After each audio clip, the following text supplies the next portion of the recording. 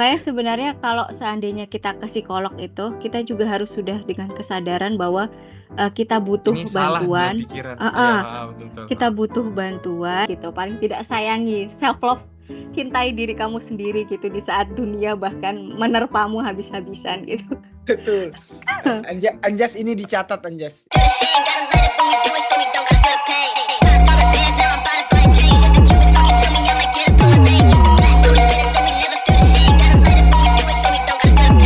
Jeng jeng. Halo guys. Cek. Welcome back to channel kita yang hampir bungkus podcast ini. Tapi kami berusaha untuk tidak bungkus. Tapi kami berusaha untuk konsisten demi Betul. seorang Agus Faisal. Seorang subscriber kita yang selalu menanyakan. Yang setia menonton kita. Nah, tapi jadi kita ngapain nih hari ini, Jos? Jadi kenapa kita kemarin hampir bungkus, kita punya alasan lah. Jadi kawan saya satu ini banyak sekali permasalahan mental health-nya. Jadi dan saya pun daripada kami saling self diagnose, kami saling diagnosa satu sama lain juga. Jadi tercetuslah ide ini. Tercetuslah ide untuk episode ini. Ya, bagaimana ternyata teman-teman juga mungkin mengalami hal yang sama nih dengan kami. Kayak tidak, maksudnya dalam pekerjaan, dalam hubungan, dalam keluarga mungkin sangkut paut dan mengganggu masalah mental tadi. Jadi daripada kita ini mending bagaimana kita tanya kepada orang yang mempunyai ilmu terhadap itu. Karena kali ini kita akan ask the expert. Betul. Session. Jadi hari ini siapa yang kita undang nih? Just. Nah, betul. Hari ini kita akan mengundang seorang psikolog namanya Mbak Ayu Wulandari, SPSI MPSI psikolog. Jadi Mbak Ayu ini magister profesi psikologi klinis dari Universitas Muhammadiyah Surakarta, baru selesai juga di tahun 2024. Nah, makanya kita mau tanya-tanya nih mengenai bagaimana mental health dan lain-lain di episode kali ini, biar jelas gitu. Benar loh. Sekali, Jos. Siap. Jadi mungkin kebetulan Mbak Ayunya udah ada di lobby, kita langsung undang aja kali ya, Jos. Langsung aja. Oke, kita sambut teman-teman. Ini dia Mbak Ayu Wulandari. Assalamualaikum warahmatullahi wabarakatuh, Mbak. Waalaikumsalam warahmatullahi wabarakatuh, Mas Anjas, Mas Reza. Ya. Alhamdulillah. Mas Reza, Mas Anjas sehat? Alhamdulillah juga, Mbak. Sehat. Cuman Anjas mencoba untuk sehat. Cuma mungkin mentalnya aja yang terganggu, Mbak. Oh ya, sebenarnya mental sepertinya saya juga. Dengan kondisi yang kayak gini ternyata kita semua survive juga terhadap masalah mental health ini. Seorang psikolog bisa kena masalah psikologi juga dong. Iya benar. Jadi kadang bahkan waktu saya masih praktek itu, waktu PKPP, praktek lapangan profesi, kuliah profesi itu bahkan kami psikolog pun itu juga butuh psikolog yang lain gitu. Jadi ya nggak apa-apa. Ini ya, saling sharing beban gitu ya, Mbak. Iya. Saling kasih beban. Baik, Mbak. Jadi wajar gitu. Mungkin yang pertama, Mbak, orang kan bilang tak kenal maka tak sayang. Tadi tuh kita udah mencoba mengenalkan Mbak juga. Dari mana, tapi tidak afdol rasanya kalau misalnya Mbak tidak memperkenalkan diri dulu nih sedikit. Silakan mungkin, Mbak. Oh ya, mungkin nama lengkap ya Ayu Wulandari. Teman-teman bisa panggil Ayu. Terus asalnya sebenarnya saya itu dari Merauke. Nah, kenal Mas Anjas ya. Kenal Mas Anjas dari sana. Tapi terus lanjut studi, kalau S1-nya dulu di 11 Maret. Angkatan 2012. Nah, terus lanjut lagi kuliah kerja sebentar 3 tahun, terus lanjut kuliah lagi ngambil profesi magister di UMS Solo lagi, sama-sama di Solo. Baru lulus September kemarin 2024. Masya Allah, alhamdulillah ya, Mbak. Alhamdulillah lulus juga akhirnya. Lulus juga dari itu. Luar biasa sekali. Mbak Ayu, gini Mbak, biasanya kan orang-orang ini masih banyak yang bertanya. Kami sempat sebar flyer kemarin, Mbak Ayu. Orang-orang masih banyak yang bertanya, sebenarnya psikolog ini seperti apa begitu, Mbak Ayu? Bagaimana psikolog bekerja, apa-apa saja mungkin skema belajar psikolog ini seperti apa? Mungkin Mbak Ayu bisa jelaskan apa sih sebenarnya psikolog itu mungkin bagi orang yang awam gitu, Mbak? Ya. Psikolog itu sebenarnya apa ya, sebagai ya orang biasa juga, lebih tepatnya mungkin pendamping ya, pendamping ke masyarakat bisa dibilang gitu supaya lebih nyaman ya, jangan dibilang sebagai seorang ahli mungkin terdengar seperti terlalu tinggi gitu, tapi Oh mungkin lebih ya. tepatnya pendamping masyarakat juga lebih baik gitu. Jadi ya, kami mendampingi terkhususnya dalam hal mental. Mhm. Kesehatan mental, mental health. Jadi fokusnya ke psikologis karena kan sekarang kita tahu ya kalau seandainya yang penting untuk sehat itu bukan hanya sekedar fisik tapi juga mental. Banyak yang, pada akhirnya psikosomatis gitu, Betul merasa betul. bahwa iya sakit Otomatis. sakit fisik gitu kan, badannya yang sakit, gini ini pusing lah segala macam. Ternyata tuh masalahnya justru sumbernya itu di kondisi mentalnya yang nggak siap kayak gitu. Jadi Oh. psikolog-psikolog sekarang kalau di luar negeri malah udah ini ya, rata-rata tuh tiap orang butuh gitu, sudah menyadari gitu tingkat kebutuhan psikolognya tinggi. Nah, tapi kalau di Indonesia kan baru-baru viralnya tuh akhir-akhir ini ya. Akhir-akhir Betul Mbak, betul. betul betul. Benar, Mbak, Benar, betul. kesadarannya baru mulai tinggi tuh akhir-akhir ini. Makanya sekarang pun pendidikan profesi psikolog itu sepertinya perlu segera ditambah gitu. Makanya kalau zaman saya kemarin harus ngambil magister baru dapat gelar psikolog. Tapi kalau sekarang Oh. itu kalau sekarang itu sudah bisa ngambil profesi aja. Jadi kemungkinan nanti beberapa tahun ke depan itu sudah lebih banyak psikolognya. Cuma fokusnya Oh, ya ke ya ya ya. umum, kalau mereka yang sekarang, kalau saya masih kemarin fokusnya di psikolog klinis gitu, kan ada 3 ya, ada industri, pendidikan, ada Industri, klinis sih. pendidikan. Oh, Kalau siap. psikologi, Bedanya gitu. apa sih Mbak kalau yang klinis, pendidikan? Industri dan Kalau kalau industri itu lebih ke kayak HRD, penugasannya Oh yang betul kayak di betul. kantor, oh, oh, eee, perekrutan pegawai, terus analisis jabatan, motivasi hmm, Oh, karyawan-karyawan yang lagi burnout gitu, gimana Mas Anjar? ya betul betul betul. Saya kayak saya, Mbak, ya. Butuh psikologis dia industri bukan berarti burnout kalau kayak lagi. saya. Sudah terbakar habis dia. Oh my god, Yang overwhelm itu ya, Mbak. Aduh. aduh. Terus kalau pendidikan ya fokusnya ke anak-anak, masalah belajar kayak gitu, terus lebih ke kayak apa ya, ya anak-anak dengan kebutuhan khusus kayak gitu. Nah, fokusnya ke I situ see. juga. Terus kalau seandainya klinis, kami memang lebih dalam gitu, makanya kami masuknya sebenarnya di tenaga kesehatan kalau psikolog klinis itu. Hmm, Diakuinya ya, ya. sebagai tenaga kesehatan, bisa masuk ke, puskesmas kayak gitu. Nah itu lebih dalam lagi, jadi menangani kasus yang lebih berat kayak orang yang sudah memang disebut gangguan. Nah ini kan banyak banget nih yang Betul bingung betul Mbak. antara heeh, mengatakan itu sebagai gangguan atau belum gitu. Iya, Nah itu Iya betul, kalau Kak. benar. Sepakat, Mbak. mhm. Kalau udah jelas disebut gangguan, masalah mental yang berat, kayak sudah ada halusinasi, waham tuh memang bantuan dari butuh bantuan dari psikiater juga gitu, tapi kita juga udah Oh, bisa nanganin itu kalau psikolog klinis. Tapi kalau psikolog umum yang biasa itu nggak Belum boleh. bisa. Jadi hanya sebatas yang normal bermasalah kayak stres kerja, stres belajar gitu masih bisa, tapi kalau yang berat belum boleh, kayak gitu. Oh iya, Mbak. kalau yang Menarik berat sekali berarti sebenarnya ke pembahasannya, Mbak. psikiater ya, Heeh. Mbak? Ya, gimana Mas? Kalau yang berat penanganannya ke psikiater ya berarti? Iya, heeh, kalau yang berat Berarti sudah berat.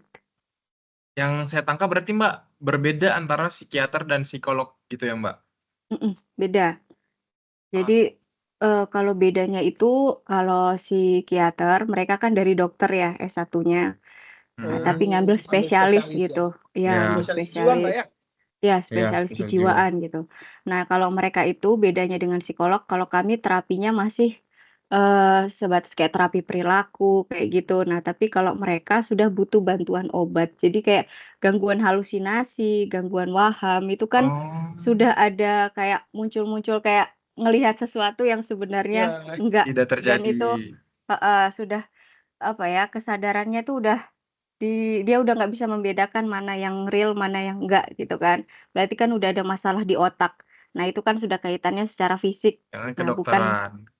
bukan ranah kita lagi, berarti udah masuk ke psikiater gitu, butuh bantuan obat. Kalau kami nggak boleh ngasih obat. Oh. Siap, Bro. Bedanya bisa pakai obat. Mbak, tadi sempat sebut waham, Mbak. Waham ini hayalan ya? Atau Iya, seperti apa? iya, waham itu kayak apa ya? Ada waham kebesaran biasanya, tahu nggak? Jadi kayak apa ya? Merasa kayak nabi kayak gitu, tahu nggak? Betul, Pernah ada betul, betul. gangguan-gangguan kayak Banyak gitu. kasus ini kayaknya di Indonesia, Mbak. Iya, Banyak, jadi banyak. keyakinan yang begitu besar gitu bahwa dia memiliki kelebihan tertentu, punya kemampuan ini gitu. Padahal sebenarnya ya kayak kita Dia manusia menalar aja, biasa. iya, Iya. orang luar aja bisa menyadari itu. Tapi untuk mereka yang gangguan kan memang berbeda ya kondisinya Betul. dengan kita gitu kan. Kayak gitu. Menarik sekali sebenarnya, Mbak, ya, ketika kita Mm-mm. membahas psikologi atau mental seseorang ternyata. Nah, ini, Cuman, Mbak, kemudian apa? Silakan, Anjas. gimana, Jas? Silakan. Saya ada banyak pertanyaan sebenarnya. Oke, ya Silakan. Iya, ampun, ini banyak banget. kayak membuat Ini kita ingin bertanya terus sebenarnya nih, ini Mbak. sejam kan saya diuji nih. Karena sebenarnya Udah sangatlah menarik, Mbak, ketika kita membahas tentang perilaku manusia, sikap manusia terhadap manusia satu dengan manusia yang lain, sikapnya dengan dirinya sendiri, itu sangatlah menarik sebenarnya kan, Mbak. Tapi sebelum kita melangkah jauh ke sana, Mbak, kira-kira apa sih yang memotivasi Mbak ini untuk menjadi seorang psikolog? Apakah mungkin dulu Mbak pernah merasa, aduh, saya ini dulu ada kejadian seperti ini saat masa kecil, jadi saya nggak mau deh orang-orang kayak gini. Mungkin bisa sharing mungkin sebelum kita melangkah Maksudnya lebih berobat banyak jalan gitu pertanyaan ya? lagi nih. Berobat jalan maksudnya gitu. Perubahan jalan. Jadi ini kalau saya dulu, jujur aja apa ya, sebenarnya tuh bingung gitu mau ngambil jurusan apa gitu kan. Justru ini dari Wah, teman saya, emang dari dulu tuh sering jadi tempat curhat gitu kan. Jadi Oh, sering jadi tempat curhat teman-teman gitu. Nah, terus disaranin sama teman, ngambil aja psikolog kayaknya cocok. Nah, saya ke BK juga disaraninnya kayak gitu, ngambil aja psikolog, di sini lagi pada butuh gitu, ke depannya juga bagus. Ya udah, akhirnya saya ngambil psikolog. Pas masih S1 tuh mungkin ya kayak kita ya, masih S1 kan masih umum banget kan, masih betul. kayaknya masih kurang gitu dapatnya apa ya. Makanya terus tapi akhir-akhir udah masuk semester 6 kok mulai kayak, duh, mulai menarik nih kayaknya. Nah, udah oh akhirnya ya, tertariklah untuk ngambil profesi. Karena kan kalau masih S1 psikologi itu masih apa ya, bisa ngetes, tapi kan nggak bisa untuk kayak apa ya, mendiagnosis seseorang itu kan Betul, nggak betul, boleh Mbak. ya. Oh, Heeh. Ada batasannya di situ antara S1 dan psikolog gitu. Nah, sedangkan kayaknya kebutuhan saya juga rencana kan waktu itu pulang Merauke ya. ya, Psikolog di situ kan juga masih sedikit kurang, kan ya, betul Mbak. padahal kebutuhan sekarang semakin meningkat. Makanya mungkin Banyak, betul. motivasinya kayak gitu, lebih ke motivasi dari luar lah, bukan dari dalam sebenarnya. Motivasi eksternal. Iya, Cuman niatnya Tapi baik justru untuk terjun membangun terjun Merauke banget ya, ya, iya, Mbak. Mbak. iya, bener Mau bener. kembali ke Merauke berarti. Mhm, rencananya Ya, kayak ditunggu gitu, nih Mbak Mas. kesini balik Heeh. lagi. Anjas menanti itu, Mbak. Mbak, ngomong-ngomong nih, kan sudah sempat beberapa kali dapat pasien lah ya. Mhm mhm. Hmm. Eh, Kira-kira masalah psikologi yang paling penting menurut dan paling sering menurut Mbak Ayu ini apa sih Paling yang sering pernah ya? Mbak Ayu tangani ya? Paling Mmm, penting dan paling sering mungkin yang terjadi di zaman sekarang lah. Zaman sekarang itu paling sering kayaknya kemarin tuh kasus kecemasan ya, paling umum itu. Anxiety ya, Mbak. Heeh, anxiety itu paling banyak orang gitu kan. Apa ya, mungkin tapi nggak sampai ke yang berat, tapi kan emang ada kecemasan, tiap orang kan wajar ya. Betul, Nah, betul cuma Mbak. kan batasannya ada yang bisa ngandaliin atau yang ini mungkin langsung juga ke pembahasan disebut gangguan dan enggak ya. Kadang Oh, kan Oh heeh, gitu ya, Mbak. jadi ada yang bisa disebut itu sebagai gangguan kecemasan, ada juga masih kecenderungan. Dan kami tuh Oh, kenapa seorang itu nggak boleh self diagnose, karena kan kalau kami itu ada simptom-simptom yang harus terpenuhi. Jadi kayak betul, betul, kelainan-kelainan betul. ya. jadi Mungkin. kayak Nah, ada ciri-ciri yang harus terpenuhi, ada aturannya di buku khusus gitu kan. Jadi harus Mhm. ada beberapa yang terpenuhi itu baru bisa disebut sebagai gangguan. Tapi kalau seandainya masih beberapa simptom aja, misalnya cuma 2 dari 8 itu, ya masih nggak disebut gangguan gitu. Jadi masih Mungkin kecenderungan. Heeh. Rata-rata mungkin orang tuh masih reaksi tahap mungkin cuman stres aja, Mbak. iya, Benar sih. stres, mungkin masih ada Belum sampai ke ini Depresi. iya, depresi biasanya kan benar atau kecemasan, disorder. stres itu kan berubah nanti kalau semakin nggak tertangani kan jadinya depresi, Betul. Siap, kayak siap, Mbak. gitu. Masalah kecemasan sih yang paling sering itu, Mas. Iya, Karena kan sekarang heeh, kalau mau dibandingkan, Anxiety Mbak Ayu, itu ya, Mbak, ya? mhm, eh mungkin kita sering lihat bedanya, Mbak, karena kalau di zaman-zaman kita SMA dulu, mungkin kan kita umurnya nggak terlalu jauh ya, Mbak Ayu ya. mhm. Nah, kita zaman-zaman kita SMA atau ya zaman SMA lah. Dulu kayaknya untuk mendengar orang punya masalah mental itu agak jarang, Mbak. Sangatlah minim gitu, Iya, Mbak, ya? kayak orang Kok depresi, makin ke sini teman-teman. Nah, makin ke sini makin kita dewasa, makin sering kita dengar dengar orang-orang banyak yang depresi lah, anxiety lah, banyak yang stres lah di luar sana. Ini pengaruhnya karena perkembangan global atau memang kita baru tahu saja karena sosial media, Mbak? Itu Mmm, sih sebenarnya. ya ini kalau menurut saya itu kayaknya karena ini, Mas, ya ada pengaruhnya saling berkaitan gitu. Antara media sosial juga sangat menunjang kan, karena kan wawasan kita terbuka jadi lebih luas Ya, kan, kita aja jadi wawasan bisa terbuka tahu ya. gitu, ini namanya gangguan ini. Jadi, semakin meningkatkan kesadaran kita akan, apa yang kita alami gitu, kondisi diri kita, kita jadi lebih tahu gitu, oh jangan-jangan kita kayak gini yang self diagnosis tadi tuh. Ya, Nah, Oh, siap jadi siap. kayak gitu. Jadi mungkin kayaknya dulu belum kalau sadar aja, Mbak, ya? iya, dulu kan nggak seheboh ini kan, kondisi Kita kayak nggak gini kan. se-aware itu ya, mungkin Iya, kayak dulu kurang aware orang gitu. gila ya udah orang gila aja gitu, tidak ada Heeh, yang kayak kecenderungan kita tahu gitu ya, Mbak? bener. Dan dulu kan pemahaman kita kan masih awam kan. Kayak Iya, orang yang betul. gangguan itu lebih sering ujung-ujungnya dipasung kayak gitu Ya, kan. Malu, Ah, keluarganya malu kan. Rata-rata betul. malu gitu punya keluarga yang kayak gini, kok berperilaku kayak gini, akhirnya Iya, disembunyikan gitu, bukan diajak bukan untuk, diobati, bukan iya ditolong. nyari bantuan gitu kan, bantuan psikolog, bah psikiater, mhm. ya. Bahkan Mbak mungkin maaf nih, zaman dulu itu bahkan dibilang kayak mungkin ada guna-guna kan? Nah, Ya, ya, Seperti heeh, itu. masih metafisika lah. iya, masih awam banget kan Masih pemikiran kita awam dulu, sekali. karena keterbatasannya itu juga pengaruh gadget juga, kan dulu masih terbatas banget kita kan, zaman-zaman Betul. kita dulu tuh masih, Mana ya tahu ya, Mbak, ampun, dulu taunya masih main HP kelereng aja. aja. Iya bener, HP-nya Ha aja ha bisa kamera aja udah bagus banget.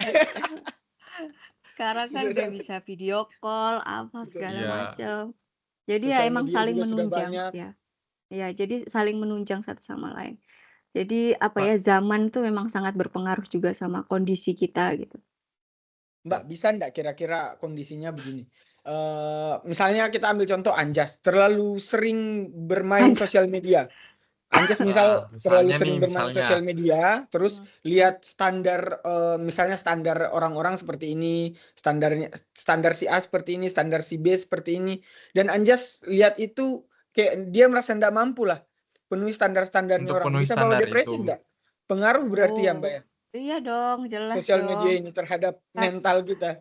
iya, karena kan istilahnya kayak, membanding-bandingkan diri kita terus dengan orang lain kan capek ya. Orang Istilahnya lain.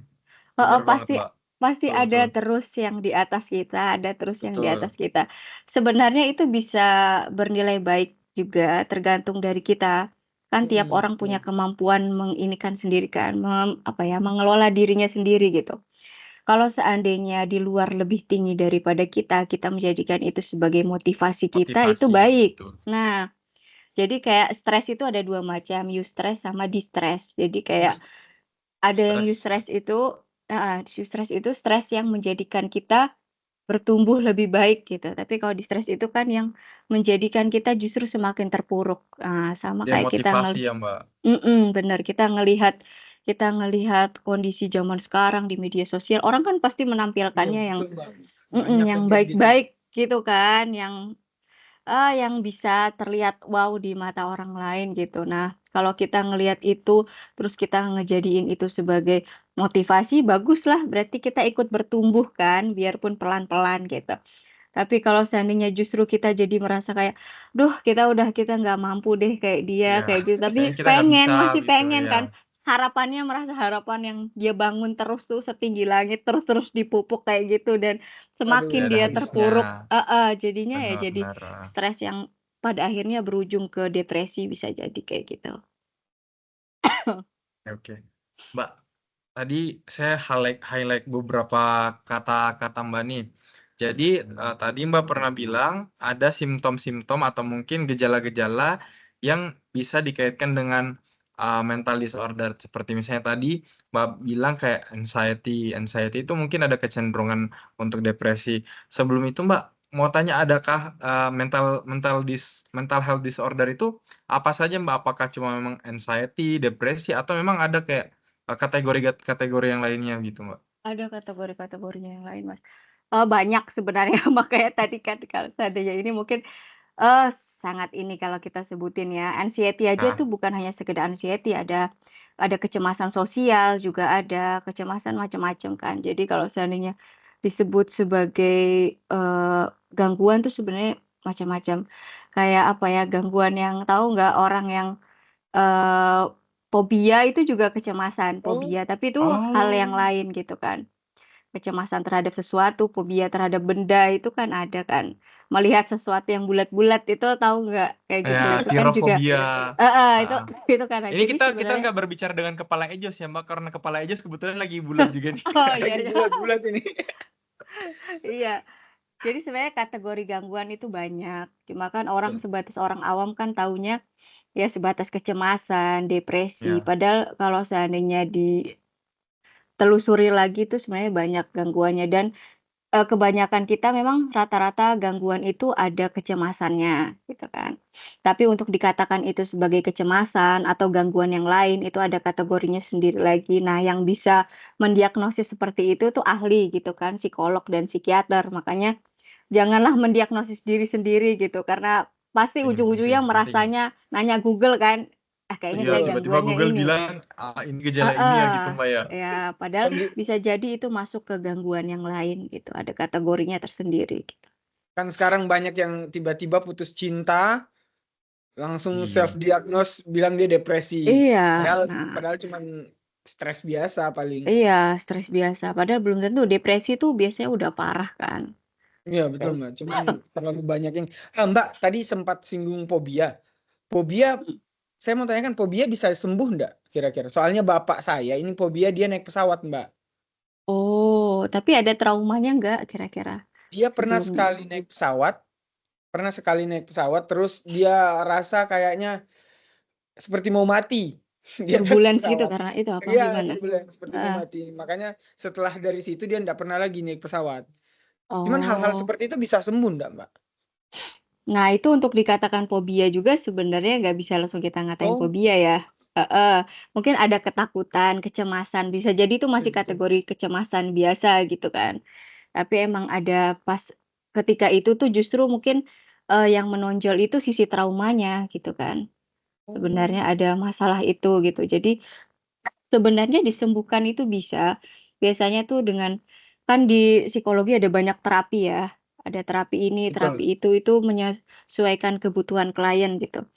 Nah, makanya itu ketika ada sesi konseling, ada gangguan, biasanya psikolog itu melakukan konseling dulu. Jadi ditanya riwayat-riwayatnya dulu seperti apa, kalau misalnya kayak bapaknya Mas Reza ini harus ditelusuri dulu, kira-kira dulu pengalamannya gimana, pas naik pesawat tuh kira-kira apa yang dirasakan, kayak gitu. Nah itu nanti terapinya itu baru menyesuaikan kebutuhan klien gitu, Siap, karena ada Mbak. macam-macam. Jadi kayak mungkin kalau seandainya bapaknya Mas Reza ini, ya kita nggak tahu apa mungkin, gara-gara turbulence itu atau memang sebelumnya itu sudah ada hal yang menyerupai turbulence itu. Oh, Misalnya betul betul. iya, jadi misalnya selama ini kan kita nggak tahu ya, contoh aja gitu. Iya iya, Mbak. Misalnya waktu kecil itu sering, misalnya ini kan, waktu kecil sering takut gitu karena dengar suara pesawat. besar, Iya, betul betul. suara besar, sering ketakutan gitu. Nah, jadi ketika,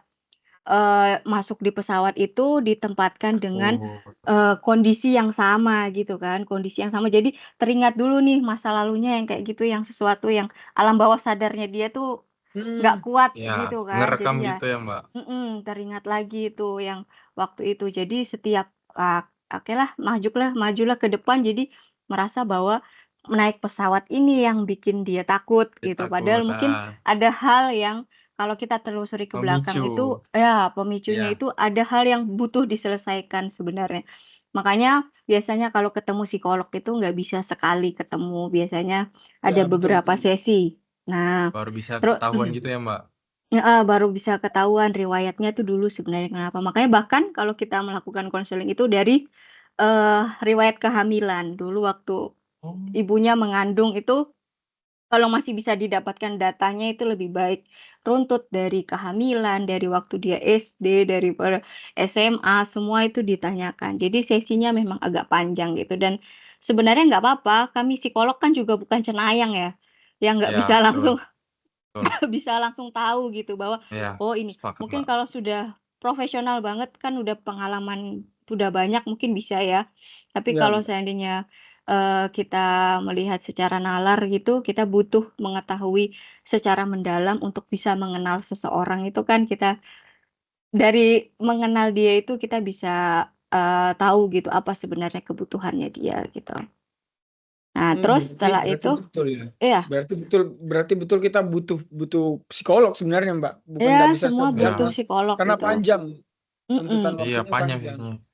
Betul. dan Tidak dan ini serta-merta diketahui. Ya gimana, Mbak? iya benar, dan kalau seandainya udah diketahui tadi misalnya riwayatnya karena ini itu, kita jadi tahu juga terapinya misalnya, oh itu karena pola pikirnya dia misalnya, oh iya berarti kebutuhannya adalah terapi kognitif kayak gitu. Nanti lagi ada lagi, oh Hmm. ternyata butuh kebutuhannya terapinya ini kayak gitu. Makanya butuh emang setiap orang tuh butuh psikolog gitu, dan kami pun juga karena kami tahu kebutuhan seseorang akan psikolog, makanya kami pun jadinya merasa butuh psikolog juga gitu. Iya, betul betul, Bu. Betul betul betul. Ini, kebetulan tadi Mbak, sempat ini, menyebutkan terapi kognitif ya, Mbak. Kebetulan, beberapa hari waktu yang lalu lah, saya tuh pernah baca juga, Mbak. Jadi ternyata terapi itu memang ada namanya kognitif, ada kalau nggak salah namanya dialektikal yang saya pernah baca itu dan ada yang, mental based gitu. Cuma saya kayak, "Apa sih ini?" Kayak kayak gitu. Itu apa sih sebenarnya penjelasannya, Mbak? Apa bedanya dialektikal behavior terapi, kognitif behavior yang kayak Mbak bilang tadi, Oh ya. sama mental terapi? Mental terapi itu mungkin masuknya juga ke kognitif gitu ya? Saya belum baca sih Mas kalau yang mental terapi itu. Oh, tapi kalau Tapi, kognitif sendiri gimana, Mbak? kalau kognitif sendiri tuh kita ya menyasar pikirannya, pola pikirnya dia gitu dengan, terapi kognitif itu juga dialektikal itu masuk ke terapi kognitif, dialektikal. Nah, jadi Oh. kan dialektikal tuh tapi, dialog ya, istilahnya kayak dengan caranya gitu kita berdialog gitu. Tapi kalau Oh, ya terapi ya kognitif ya. pun sebenarnya ada banyak macamnya, kayak terapi untuk, distorsi kognitif, pemikiran yang salah gitu kan. Istilahnya kan Betul. kita kadang merasa keyakinan bahwa pikiran kita yang paling benar gitu. Iya, Nah itu betul, Mbak. heeh, terapi kognitif tuh menyasar itu gitu. Jadi kayak, psikolog untuk membantu, "Benar nggak kira-kira kamu yakin nggak dengan pikiran ini atau itu hanya sebatas pikiran? Selama ini Betul betul. terbukti nggak?" Kayak gitu. Biasanya Oh, terapi kognitif kayak gitu. berarti lebih kayak menyasar emang kayak pola pikir kamu ini salah nih, tapi secara halus gitu ya, Mhm, Mbak? Dibenerinnya tuh eee, secara halus gitu. heeh, Oh. tapi, ya kesuksesan dari suatu terapi itu, si klien ini harus menyadari bahwa apa yang dia pikirkan ini sebenarnya ya tidak Salah. benar atau belum tentu Heeh, terjadi iya. gitu kan, hanya Oh. ketakutan-ketakutannya dia aja. Itu baru berarti dikatakan, "Oh terapi ini berhasil," gitu. Tapi kalau dia masih denial, masih kayak, "Ah tapi kayaknya ini benar deh ini," Iya, nah itu susah. Makanya sebenarnya kalau seandainya kita ke psikolog itu, kita juga harus sudah dengan kesadaran bahwa, kita butuh ini salah dia bantuan pikiran. Iya, heeh, heeh, betul betul, kita heeh. butuh bantuan dan, eee, apa ya, tugas psikolog itu mendampingi kita gitu Betul. kan. Menarik sekali nih Mbak, serius saya jadi kayak terbuka wawasannya dengan percakapan dengan Mbak ini. Nah, karena saya baru tahu juga ternyata hal-hal yang terjadi pada masa kecil itu berpengaruh Pengaruh. dengan apa yang kita Iya, lakukan, betul. maksudnya apa yang kita rasakan pada saat sekarang, Mbak ya, pada saat Iya, dewasa Mas. lah bisa kita bilang. Iya Mbak. Inner iya, child kebetulan ya, sekarang sering dibilang gitu. Nah, tapi Luka Mbak masa Ayu, lalu. Iya. ya itu Mbak, itu saya menarik pernah Mbak dengar itu sebenarnya. yang inner Saya child. soalnya beberapa itu baca Mbak. Kalau nggak salah itu namanya itu BPD, borderline personality disorder. Jadi dia itu Oh. luka batin yang tidak terlihat. Borderline Karena personality disorder. katanya trauma masa lalu. Tapi Trauma masa katanya ada lalu. terapinya, Mbak. Ini Iya, yang pernah itu. saya dengar. Maksudnya kan ini sebagai orang awam saya pernah dengar bahwasanya ada terapi yang kayak kita memaafkan diri kita sendiri dulu, Oh iya. bercermin, bilang kita minta maaf sama diri kita. Itu gimana, Mbak? Maksudnya menurut Mbak Ayu untuk Ya terapi sendiri seperti itu kira-kira? itu terapi penerimaan ya, biasanya kan kayak gitu. Accepting Jadi itu gitu ya, Mbak. kembali lagi penyesuaian kepada kebutuhan klien. Jadi ngelihat dulu sebenarnya masalahnya dia itu di apa. Mungkin kan ada orang yang memang masalahnya itu berat banget gitu. Kita mau mengatakan bahwa pikiranmu salah itu kan berarti nggak cocok ya, karena kita pun Iya, melihat betul. bahwa kita pun melihat beban yang dia alami itu berat banget gitu kan. Kita pun menyadari itu gitu. Jadi kayak misalnya kehidupannya harus kayak gini, ditinggal suami, apa segala macam, kita pun melihat bahwa itu sangat berat dijalani gitu. Nah, kalau kita mau ngomong soal terapi kognitif kan nggak pas ya, bahwa seandainya memang Betul. kenyataannya aja kayak gitu. Nah, itu berarti kita butuh terapi yang lain, menyesuaikan terapi yang lain kayak terapi penerimaan. Oke, ada juga yang disebut kayak logoterapi kayak gitu tuh.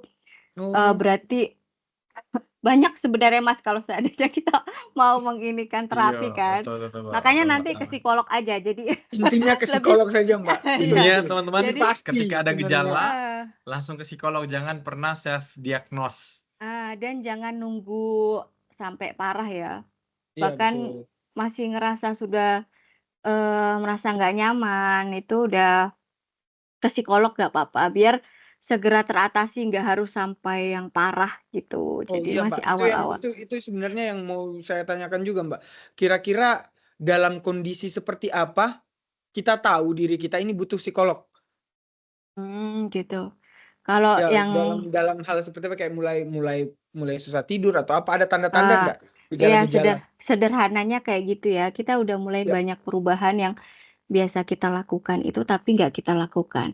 Misalnya kayak kita selama ini hobinya kita bahagia nih ketika nonton film atau ngumpul-ngumpul Iya. sama teman-teman. Biasanya kita ngerasain kebahagiaan dari hal-hal kecil kayak gitu. Nah, tapi sekarang tuh ketika kita melakukan itu tuh kayak ya udah hampa biasa aja, justru nggak Biasa, berasa betul. Iya, Mbak. Saya apa-apa gitu. merasakan hal itu, Mbak. Aduh, Sejujurnya saya kenapa merasakan Di hal umur itu, Mbak. sekarang kayaknya merasakan hal itu sering sekali, Anjas ya?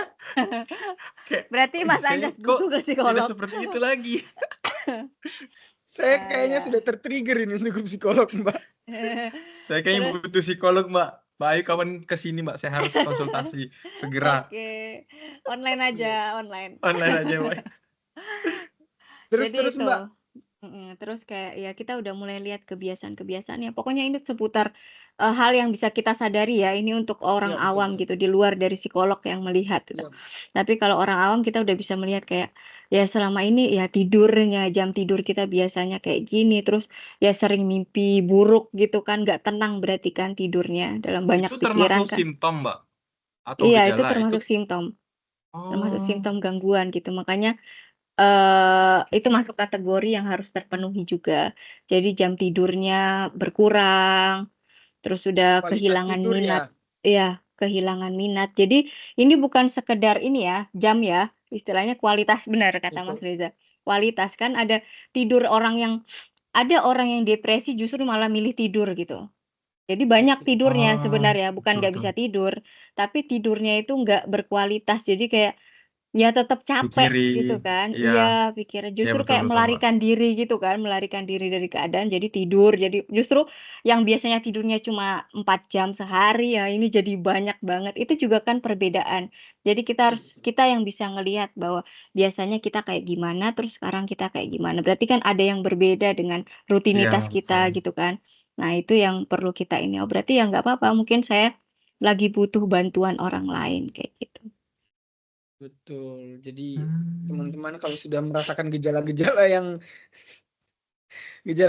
disebut Mbak Ayu Pokoknya udah tadi, sudah ngerasain ada boleh lah. yang berbeda dari diri sendiri gitu. Iya Mbak, Anjas soalnya seperti itu, saya Mbak. nih Mbak, misalnya nih Mbak ya, Ya. saya nih, kan Mbak tadi pernah Anjas bilang, ini banyak banget. Ini sekalian banyak banget ini Mbak. sesi konseling ya?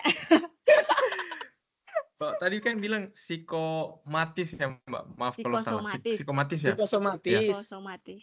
psikosomatis ya Mbak, Psikosomatis. psikosomatis ya. Ketika kita istirahat cukup, seperti yang Mbak bilang tadi, tapi bangun-bangun tuh kayak, aduh kok kayak masih capek aja ya, kayak padahal udah istirahat lama kayak gitu. Terus kayak saya juga sempat itu Mbak, eh, kalau mau tidur itu harus dengar suara hujan. Oh, gitu.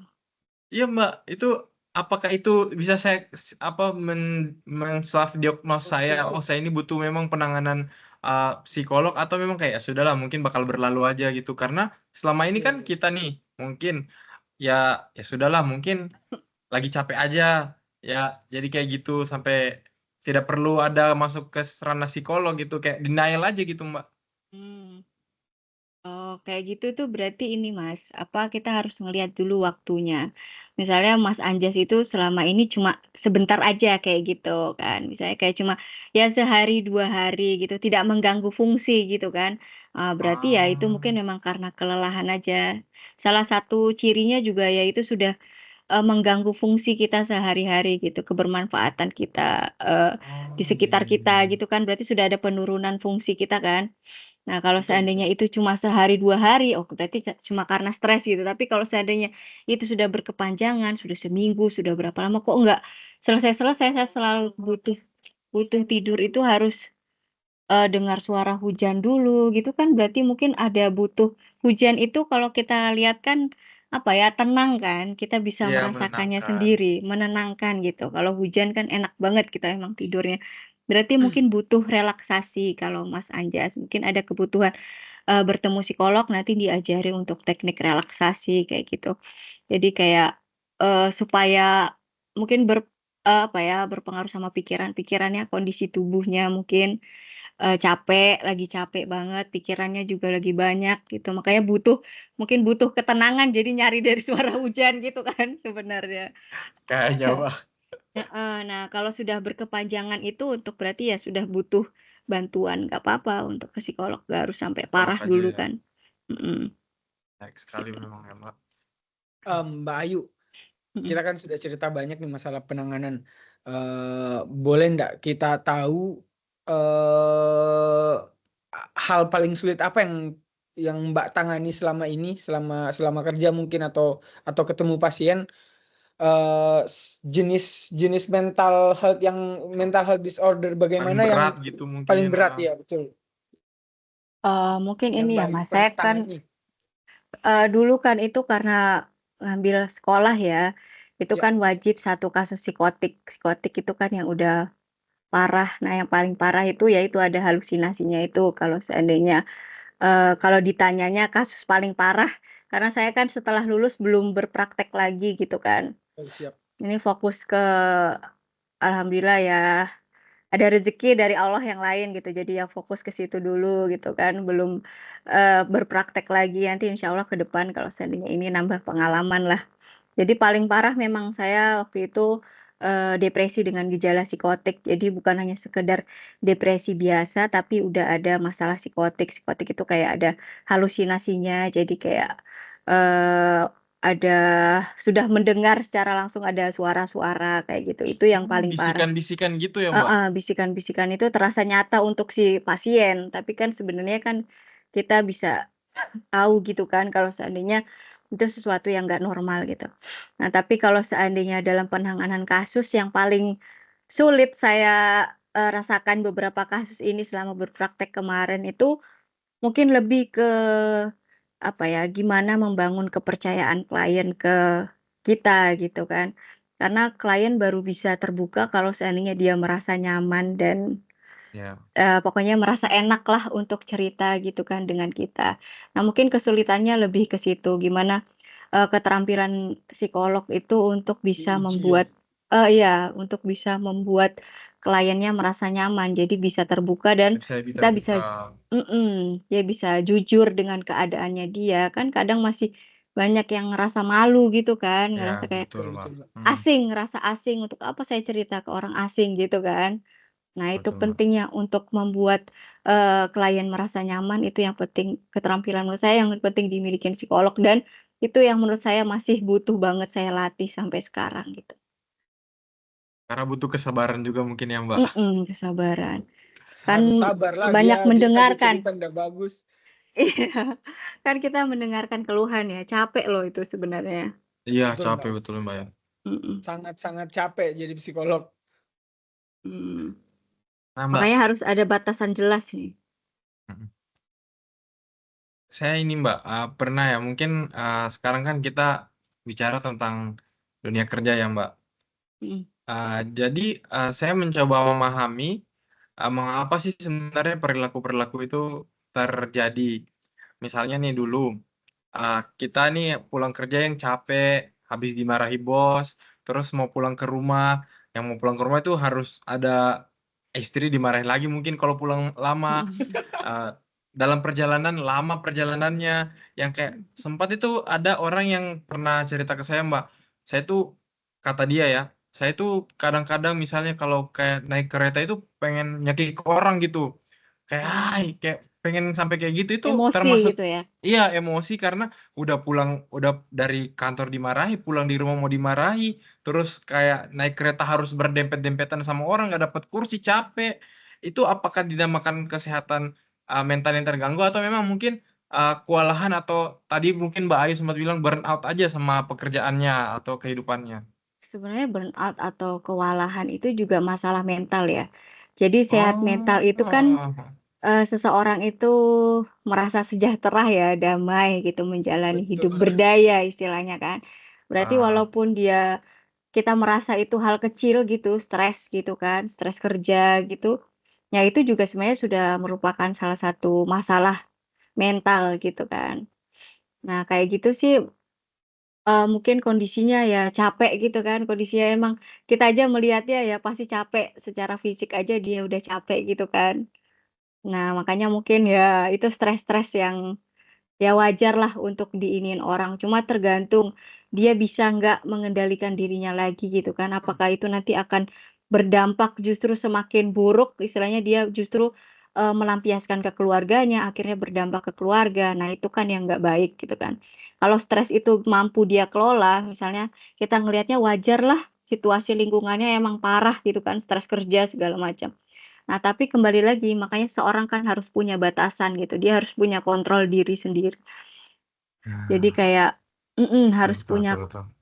kontrol gitu, dia harus bisa, apa ya, mengelola dirinya sendiri gitu. Jadi kalau seandainya saat ini dia stres kerja, di kerjaan, ya wajar lah istilahnya, tapi dia harus bisa untuk membatasi dirinya mana yang, menjadi tanggung jawabnya dia di kantor, masalah dia di kantor, jangan dicampur adukan dengan di rumah, ya kan, semua punya haknya masing-masing. Kayak kita psikolog aja, kayak kita selama ini kan ngelihat, curhatan dari klien kan beban tersendiri juga untuk kita Iya, kan. Istilahnya kayak kita jadi mikirin juga nih, "Aduh, kira-kira masalah kayak gini tuh gimana ya?" Kadang kita ngerasa, "Ih, berat banget sebenarnya posisinya dia." Itu kan kita juga ikut mikir kan.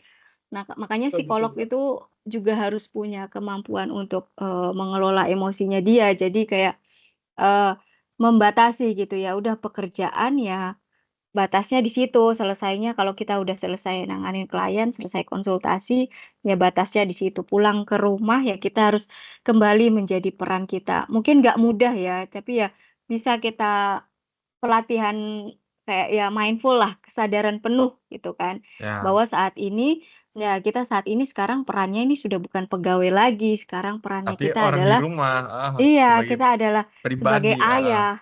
Kita punya tanggung jawab yang lain lagi nih, kita punya istri, punya anak yang harus kita berikan juga haknya gitu kan.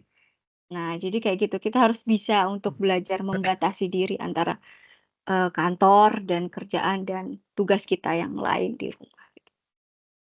Mbak Ayu tadi kan Anja sempat singgung kayak mau cekik orang di kereta atau apa. Nah, Mbak, saya mau minta tanggapannya Mbak Ayu. Sering terjadi mungkin di saya juga, Mbak. Jadi kayak misal kalau pulang mengendarai mobil mungkin atau kita naik motor. Jadi kayak semisal saya naik mobil, terus kayak ada pikiran tiba-tiba melintas yang kayak saya tabrak orang di depan, kayaknya seru. Kayak gitu atau saya mau tabrak mobil yang ada di depan. intrusif talk gitu ya Nah, namanya. itu saya nggak tahu, Mbak. Maksudnya itu wajar, tapi kan nggak pernah saya lakukan, Mbak. Mhm.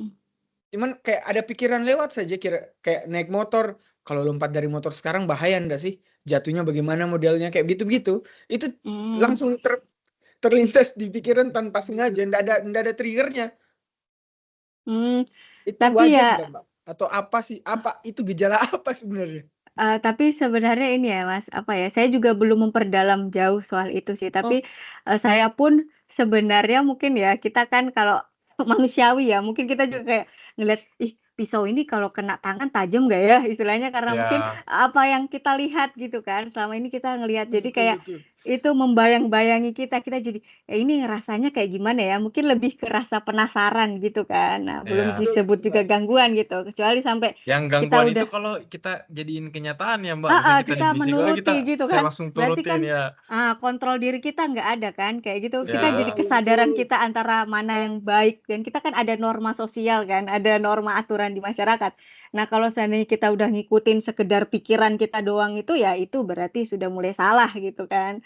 Nah, tapi kalau seandainya itu hanya sekedar pikiran, mungkin karena kita nonton ya, kita melihat, "Oh, itu kalau seandainya penasaran. kayak" ya penasaran, "Itu Ya, rasanya kayak apa ya?" Nah, cuma sebatas itu sih mungkin masih bisa.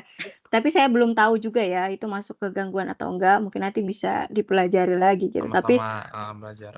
tapi mungkin kayak itu menurut saya sih itu kayak masih sebatas ya rasa penasaran aja gitu, gimana kayak Ada gitu-gitu. istilahnya itu, Mbak. Kalau nggak salah Mmm. namanya itu intrusive thoughts. Oh, gitu ya, Mas. Hal-hal yang kita pikirkan kayak penasaran aja kita mau Mhm loncat. mhm. Kalau saya potong tangan saya ini berdarah tidak ya? Itu Mhm kayak mhm gitu. mhm. Cuma saya nggak tahu apakah itu memang ada dalam mental health disorder atau tidak. Mungkin kalau terus-terus bisa jadi itu juga disebut Iya, gangguan ya, Mas. mungkin. Sebenarnya kalau Saya sering sih, heeh. tapi nggak pernah dilakukan, Mbak. Mbak, saya mau tanya mungkin ini pertanyaan yang paling umum lah yang pernah dihadapi teman-teman juga. Jadi kayak semisal Anjas, Mbak, bisa dibilang Anjir dia sini ya contohnya, Mbak. Anjas contohnya. Anjir, terus. Gini, Mbak, biasa kan kita kadangkala dihadapkan sama kondisi yang kita tidak inginkan, Mbak. Semisal kita ada di pekerjaan yang sekarang kita jalani, ini kan mungkin kita tidak ingin ada di kondisi ini, cuman terpaksa karena kita punya kebutuhan yang harus kita penuhi. Misal Anjas di Merauke, tertekan dia, Mbak, nggak ada Iya mall sih. katanya. Wah, bohong, Mbak. Bohong. Bukan karena nggak ada mall ya, astagfirullah. Nggak, Misalnya. ini Iya. beberapa kondisi yang terjadi, Mbak, karena ada Iya iya beberapa iya. teman yang cerita dia sebenarnya lingkungan kerjanya kayak dia nggak nyaman, cuman mau seperti apa lagi? Toksik. Iya, toksik tapi dia makan dari situ. Mhm. Nah, menjadikan dia stres ke kantor itu kayak, berat begitu. Dia mau ke kantor aja berat, pulang Mhm. kantor sering capek, ceritanya seperti itu. Nah, kira-kira ada ndak saran-saran dari Mbak Ayu untuk, kami yang seperti itu, Mbak, yang bosan, yang terpaksa ada di lingkungan seperti itu? Mmm, mungkin ini ya, Mas, ada hal-hal yang bisa kita kontrol, ada hal-hal yang nggak bisa kita kontrol kan. Jadi kalau hal-hal kayak gitu kan di luar kontrol kita, misalnya dimarahin bos, terus kondisi kerjaan yang banyak, itu kan di luar kontrol kita kan. Iya, Tetap Mbak. yang bisa kita kontrol adalah diri kita sendiri gitu. Jadi kalau Itu kayak yang harus kondisi dicatat itu itu. jadi Betul kalau tuh. kondisi kayak gitu, ya kita harus tetap peduli kita harus yang lebih sayang sama diri kita. Kalau kita ngelihat orang luar kayak ini kita habis-habisan, menerpa kita habis-habisan, ya berarti yang peduli ya hanya diri kita sendiri gitu, ke diri kita. Jadi memberikan batasan, balik lagi memberikan batasan itu nggak apa-apa gitu. Jadi kayak kalau kita merasa kerjaan kita sudah gini-gini, ya sekali-sekali beri reward gitu. Oh ya, kita sudah bisa mencapai target ini, kita udah bisa menyelesaikan ini. Buat diri kita bahagia. Karena kalau kita menjalani kerjaan dengan apa ya, kita stres kerja yang tinggi kan jadi nggak maksimal juga hasilnya kan, nggak baik. Jadi luangkan, beri jeda sebentar, lakukan hal-hal yang kita sukai gitu, itu nggak apa-apa kan, nggak harus kita peduli terus dengan orang lain, kita bahkan harus lebih sayang sama diri kita sendiri gitu. Jadi kayak, ya lagi pengen ngumpul sama teman-teman, ya sebentar nggak apa-apa, nggak harus lama gitu, yang penting kita lakukan hal yang membuat kita tetap bahagia menjalani hidup. Karena kita tahu itu sesuatu yang nggak bisa kita juga nggak bisa pergi dari situ kan, karena istilahnya Betul, betul. kita butuh makan dari situ. Tapi kan kita juga bukan hanya sekedar butuh makan, tapi kan kita butuh hidup ya. Hidup kan bukan hanya sekedar dari makan, tapi juga kita harus bisa menjalaninya dengan bahagia gitu. Jadi ya beri jeda nggak apa-apa untuk sebentar, menghargai diri sendiri, memberi reward untuk diri sendiri itu baik gitu, paling tidak sayangi, self love, cintai diri kamu sendiri gitu di saat dunia bahkan menerpamu habis-habisan gitu. Betul. Anjas ini dicatat, Anjas. Ini udah catat nih, Mbak. Cuma gini, Kayaknya Mbak, kasusnya tadi tuh buat kau. terkadang kan kita menginginkan mencintai diri kita sendiri. Tapi Mbak, kita ini juga curhat ya, merupakan orang curhat pasti. yang tidak enakan. Ini misalnya orang lain ya, bukan saya ya, bukan saya. Jadi kita kayak tidak enak ya kalau misalnya orang minta tolong kita tolak. Orang yang kayak, ih saya ini lagi mau sendiri loh, tapi ketika ada orang minta tolong ya kita kerjakan lagi mau tidak mau. Itu apakah memang bisa mempengaruhi mental kita, Mbak? Karena kayak kita tidak enakan sama orang, tapi kadang kita tidak memperhatikan mungkin diri kita sendiri gitu. Oh ya, istilahnya people pleasure ya. Saya tahu nggak ya? Betul, mungkin, Iya Mbak. kan? Nah itu ini apa ya? Ini saya jawab ya Mas ya. Udah, ininya ceritanya udah. Ampun. Oke, maaf ya saya potong. Nah itu sebenarnya, kita butuh ke psikolog lagi sebenarnya kayak Oh iya, Mbak, ya? jadi Oh. ada namanya pelatihan sendiri, itu namanya pelatihan asertif.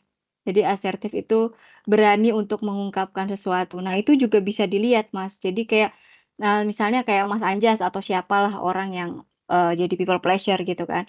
Nah itu kira-kira riwayatnya dulu kayak gimana, mungkin selama ini didikan orang tuanya itu selalu harus ini harus ini harus ini, jadi kayak ngikutin terus, nggak dibiasakan untuk berani berbicara gitu kan. Nah itu akhirnya berpengaruh ke dia ketika tumbuh dewasa, bekerja di kantor itu susah untuk mengatakan tidak gitu kan. Ya, Karena iya Mbak, betul. karena selama ini didikan keluarganya atau lingkungannya itu mendidik dia untuk terus menjadi orang yang patuh gitu. Nah makanya ketika dia di kantor dimintain teman, dia hanya ingin untuk terus menyenangkan orang lain gitu. Kebahagiaannya dia adalah ketika bisa menuruti orang lain, mematuhi gitu. Makanya susah untuk mengatakan tidak. Nah, itu ada pelatihannya sendiri dari psikolog, yaitu pelatihan asertivitas. Jadi diajari untuk ngomong gitu, bahwa berani untuk bilang tidak pun nggak apa-apa, istilahnya kayak gitu. Tuh Mas Lagi-lagi Anjas. banyak faktor ya, Mbak, yang mempengaruhi, Mbak. Mungkin kayak tadi Mbak bilang masa Banyak, kecil. heeh. Heeh. Banyak hal yang mempengaruhi kita sampai terbentuk kita hidup berapa tahun loh. Iya kan, Iya, betul, istilahnya Mbak. kita Betul. sekarang udah berapa usia, nah itu kan tiap perkembangan itu membentuk kita jadi karakter kita yang sekarang kan. Betul, Mbak. Nah makanya nggak mudah juga sebenarnya untuk seseorang bilang dia bisa ketemu psikolog langsung sembuh, itu yang nggak bisa juga Nggak karena bisa. kamu udah membentuk kepribadian itu selama 20-an tahun itu, terus ketemu psikolog 30 lah, maunya langsung 30 iya, tahun gitu. tiga Iya. 30 tahun terus tahu-tahu maunya langsung bisa jadi orang yang sempurna gitu kan nggak bisa juga, makanya butuh beberapa sesi, butuh, proses dia pun di luar psikolog misalnya sudah selesai ya sesinya dia dengan psikolog, dia pun harus bisa bertumbuh sendiri gitu. Dia pun harus bisa, kepribadian kan bisa berubah ya istilahnya Iya, betul, kita Mbak. bisa bentuk, kita selama proses hidup kan kita belajar terus ya. Nah jadi itu kita masih bisa membentuk kepribadian kita yang baru, kondisi diri kita yang baru tuh masih bisa kita usahakan gitu. Jadi bukan sebagian orang tuh merasa kayak udah deh aku kayaknya orangnya kayak gini, aku bakalan gini terus enggak. Proses Ya, manusia itu berproses belajar gitu dan nggak apa-apa kalau ya, kita dulu belum menjadi orang yang sempurna. betul Mbak. Begitu Menarik sekali Mbak. Anjas. Betul, menarik sekali ini pembahasan malam ini mungkin Mbak. Karena dari kata Mbak tadi saya menyadari beberapa orang yang ada di lingkup saya yang ketika berani mengatakan apa yang dia bilang, mungkin yang dulunya dia ini ceria misalnya, Mhm, sekarang tuh kayak lebih mati rasa terhadap sekitarnya gitu kayak mhm, mhm, sudahlah terserah dia kayak gimana. mhm. Jadi lebih cuek gitu ya? Iya, Iya, betul. Mhm. Ya nggak apa-apa cuek gitu, yang penting kan kita peduli sama diri sendiri, tapi terlalu cuek juga kan nggak baik, istilahnya karena kita berada di lingkungan sosial, ya kita perlu pintar-pintarlah membawa diri kita gitu, untuk diri kita sendiri ataupun ketika berada di lingkungan. wow. Cuman begini Mbak Ayu, kan Mbak istilahnya sebagai seorang psikolog lebih tahu lah dibanding kami orang awam Mbak. Mhm, Dengan pengetahuan Mbak yang lebih dari orang awam, bisa ndak sih Mbak Ayu mengatasi masalahnya sendiri mungkin? Masalah misalnya Mbak Ayu punya masalah mental kan tadi yang sempat di-mention di awal punya masalah mental, bisa ndak Mbak Ayu atasi masalah mentalnya Mbak Ayu tuh sendiri kayak cerita sama diri sendiri mungkin atau bagaimana? Atau mmm, butuh sudut Gila pandang dong itu nanti psikolog gila lain? dia kalau cerita Iya sama diri Mbak, maksudnya sendiri. kan Sebenarnya bercerita sama diri sendiri pun nggak apa ya, kayak kita, Oh iya Mbak, mungkin lebih ke menyadari gitu kan, kita, "Oh ya capek ya," gitu ya, ya. betul betul Lebih ke Mbak. mindful gitu, kesadaran diri sendiri gitu, tapi bukan kayak ngomong sendiri kayak enggak juga, tapi mungkin lebih ke, mindful gitu kan, kesadaran kondisi kita saat ini. Jadi kalau seandainya psikolog ya mungkin kelebihan kami adalah, ya kami tahu beberapa cara ketika kita udah mulai merasakan hal ini tuh harusnya ngapain, itu kelebihan kami. Tapi ada hal-hal yang juga nggak bisa kita, apa ya, kita tangani sendiri gitu. Karena kadang juga bias gitu kan. Kita udah namanya psikolog kan punya perasaan juga kan. Jadi kayak kalau kita sudah terlalu jauh melibatkan perasaan kan nalar kita kadang udah nggak jalan ya istilahnya Betul kayak. Mbak. Nah, di situ berarti kita butuh untuk, bantuan orang lain agar nggak bias gitu antara penanganan secara, ahli dan secara diri sendiri kayak gitu. Oh, berarti tetap oh, dalam siap siap. kondisi tertentu, tetap seorang Butuh, psikolog butuh butuh. ya butuh butuh orang lain gitu. Kalau gitu Mbak, kira-kira gimana ya tipsnya kita menjalani hidup yang lebih mindful atau waras? Apalagi sekarang mungkin kan kita masa-masanya kita kerja, fokus kita terbagi antara pekerjaan, mungkin antara hubungan dengan pasangan, ataupun juga mungkin dengan keluarga. Bagaimana kita bisa menjalani hidup ya mindful aja gitu kayak tetap waras, enjoy gitu. Ya supaya tetap mindful, ya udah mindful aja. Di mindful aja ya Mbak. Iya, istilahnya ya udah menyadari gitu kondisi ya saat ini kayak gitu. Jadi kayak ya, mmm ya udah ketika ada masalah, oke, berarti ini Menerima lagi mungkin ada gitu ya Mbak ya. masalah iya, Iya, menerima. Jadi kan accepting ya. mindful juga termasuk ada penerimaan kan, istilahnya Iya, kayak, oh. ya udah Berarti kalau misalnya keadaannya memang kayak gitu, nggak apa-apa. ya Terus ya ya misalnya dapat masalah gitu iya kayak ya sudah mungkin waktunya dapat masalah gitu ya iya, Mbak. lagi ada masalah ya nggak apa-apa, roda kan berputar ya, kadang ada masalah ini nggak Ya. apa. Tapi fokus ke solusi, gimana kira-kira solusinya apa yang bisa saya lakukan, saya Oh, betul ikhtiarkan Mbak. apa, Betul. gitu. Karena soalnya banyak orang yang terlalu larut sama masalahnya, kepikiran Mhm, inilah, terlalu cemas sama terbawa misal ya, iya terlalu mhm, terbawa sama sama masalah. Ya Mbak. Mungkin lebih Bahkan banyak bersyukur kali Mbak Mbak Ayu ya. mhm, Lebih banyak iya. bersyukur saja, nggak usah terlalu banyak mengeluh, biar Iya lebih betul, mindful. mengeluh kan tapi istilahnya bukannya mengeluh itu mengeluh nggak penting juga mungkin. nggak sih Mbak? Mengeluhnya gimana dulu? Mengeluh kalau seandainya kita mengeluh untuk mendapatkan solusi, ya nggak apa-apa, tapi kalau kita seandainya mengeluh hanya untuk menambah beban istilahnya kayak apa ya, menguatkan pikiran kita bahwa, "Oh ya kita memang terpuruk banget," itu kan Ah, berarti betul ya betul. nggak membantu. Tapi kalau mengeluh dengan tujuan istilahnya kayak ya kita kepada Yang Maha Kuasa lah, kepada Allah gitu, atau kita kepada ahli misalnya kita bercerita, kita kok kayak gini ya, kita kok Iya, merasa hidup kayak kita kayak gini. Nah, itu mendapatkan solusi kan berarti. Nah, itu nggak apa-apa. Tapi kalau sekedar kita justru memperburuk keadaan kita dengan mengeluh, ya berarti juga nggak bagus. ya, sepakat Mbak kalau Betul, betul, betul. gitu. Saya juga ini Mbak, karena masalah menerima ini, saya jadi teringat sebuah buku. Kalau misalnya Mbak tahu mungkin atau Reza tahu mungkin itu filosofi teras. Di situ Oh dijelaskan ya, emang ketika kita percaya dan yakin, kalau nggak salah ya, itu adalah sebenarnya kayak dasarnya gitu. Jadi kita kita menerima itu ya dasarnya sudah mungkin ini bakal terjadi, waktunya terjadi begitu. Jadi kita tidak mempertanyakan lagi dan justru hidup kita tuh semakin mudah gitu. Jadi kita persiapkan menyiapkan yang terbaik tapi dengan memperhitungkan kondisi terburuk gitu. Jadi kayak oh iya mungkin sudah waktunya kayak gitu. ya. Jadi kalau kayak sebenarnya dalam Islam itu pun juga udah ada ya Mas, istilahnya kayak kita ikhtiar semaksimal mungkin tapi sisanya kita tawakal sama Allah kan. Ya, betul sekali. Jadi ada hal yang ya udah kita mengusahakan sebaik mungkin yang kita bisa, tapi hasilnya kan kita juga harus percaya bahwa ada rencananya Allah di balik itu yang mungkin memang harus terjadi pada diri kita dan apa ya husnuzon berpikiran baik kepada Allah mungkin dengan kayak gitu nyatanya kita terbentuk menjadi orang yang seperti ini sekarang kayak gitu. Yang lebih Ya, baik sih. lah Mbak. Pasti Mm-mm. rencana Allah mungkin lebih baik daripada Iya, rencana kita ini. jadi dalam Islam pun sendiri tuh kita juga udah diajarkan itu gimana untuk menjaga mental kita tetap Kesadaran. sehat gitu ya, Ya, kesadaran mindful itu. si mindful ini ya, Mbak. Si mindful itu sebenarnya Allah udah ngasih ini sepaket gitu kan. Allah menciptakan manusia, Allah juga udah ngasih petunjuknya seharusnya gimana Betul, betul. gitu. Terus, sebenarnya banyak sekali yang ingin kita tanyakan nih Mbak, cuma karena berhubung waktu mungkin kita melangkah ke sesi berikutnya.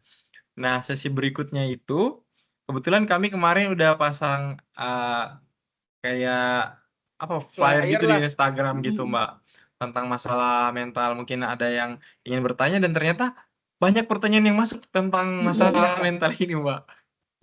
Ternyata di luar sana banyak orang-orang yang punya masalah mental deh. Masalah Iya, mental. iya benar. Jadi mungkin di sesi ini kita akan pilih beberapa pertanyaan yang mungkin kami lihat tidak ngaco untuk ditanyakan ke Mbak Ayu. Ya, insya Allah semoga bisa menjawab ya. Siap. Ini nih. Sebenarnya ini Mbak ada pertanyaan dari salah seorang lah. Jadi yang dia tanyakan ini sudah terjawab tadi masalah psikologi yang dialami psikolog itu sendiri. Cuman yang mungkin saya jadi penasaran dari sini saya jadi penasaran masalah psikologi seperti apa yang dialami psikolog Mbak?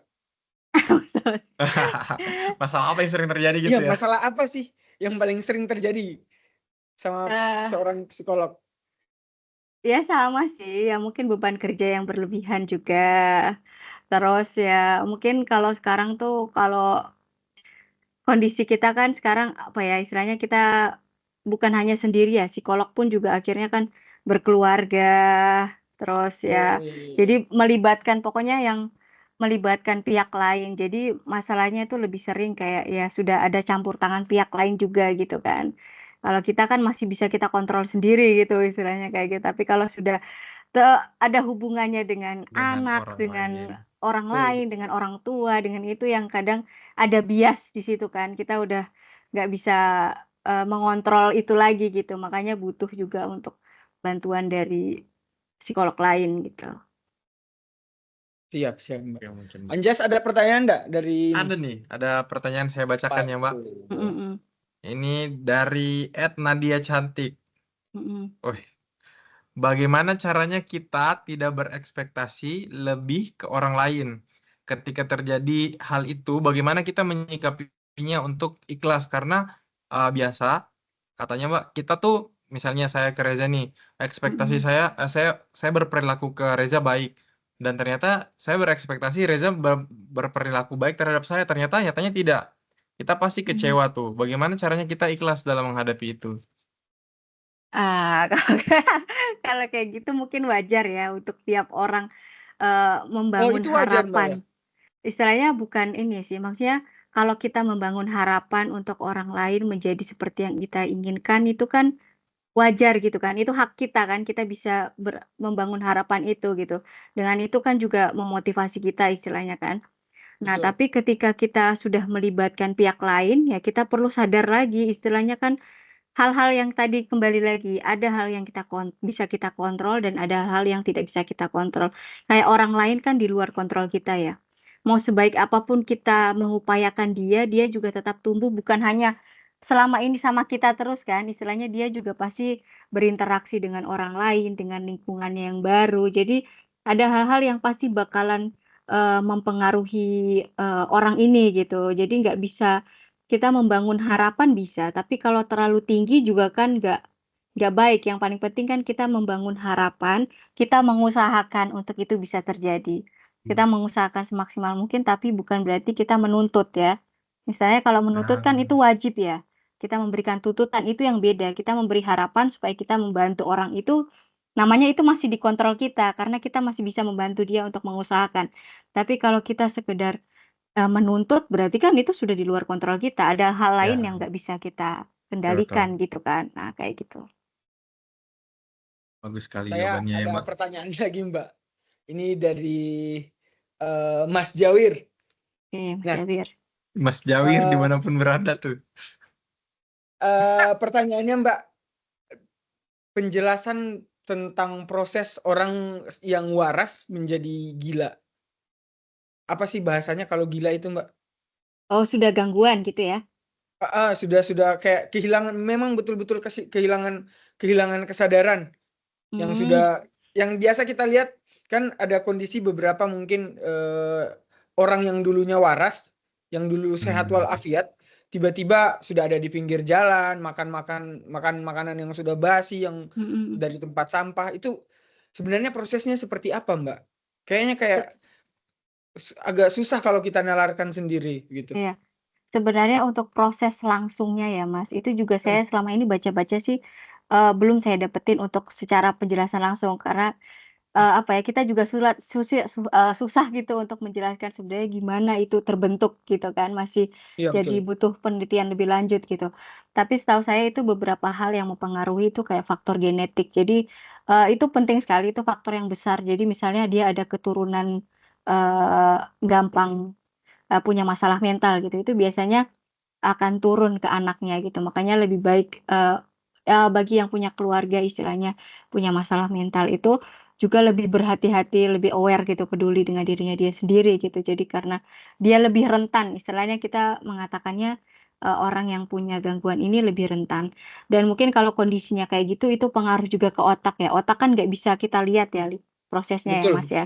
Jadi kayak itu mungkin ada hal yang atau alam bawah sadarnya dia juga yang kena banyak faktor gitu sebenarnya.